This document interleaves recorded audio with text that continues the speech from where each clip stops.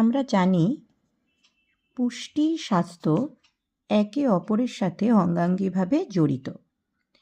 তাই স্বাস্থ্য খারাপ হলে, অর্থাৎ আমরা অসুস্থ হলে, আমাদের অসুখ বিসুখ হলে তার চিকিৎসা স্বরূপ যেমন আমাদের ওষুধ খেতে হয়, ঠিক তেমনই আমাদের পথ্য চিকিৎসা অর্থাৎ ডায়েট থেরাপি এবং কিছু স্পেশাল মেডিকেল নিউট্রিশন থেরাপির মাধ্যমে আমাদের সুস্থ হতে হয়। তা সেই হেলথ সায়েন্স আর নিউট্রিশন সায়েন্স এই দুইটি বিষয় একে অপরের সাথে ভীষণভাবেই জড়িত।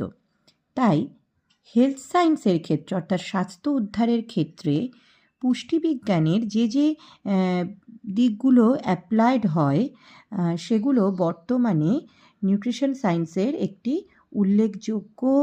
কয়েকটি উল্লেখযোগ্য শুধু নয়, গুরুত্বপূর্ণ বিষয়। তার মধ্যে যেগুলি উল্লেখযোগ্য সেগুলোর একটি হলো অ্যান্টিঅক্সিডেন্ট, প্রোবায়োটিক, প্রিবায়োটিক, ফাইটোকেমিক্যাল আর ফাংশনাল ফুড। আমরা এইগুলো সম্বন্ধে একটু একটু করে জানব।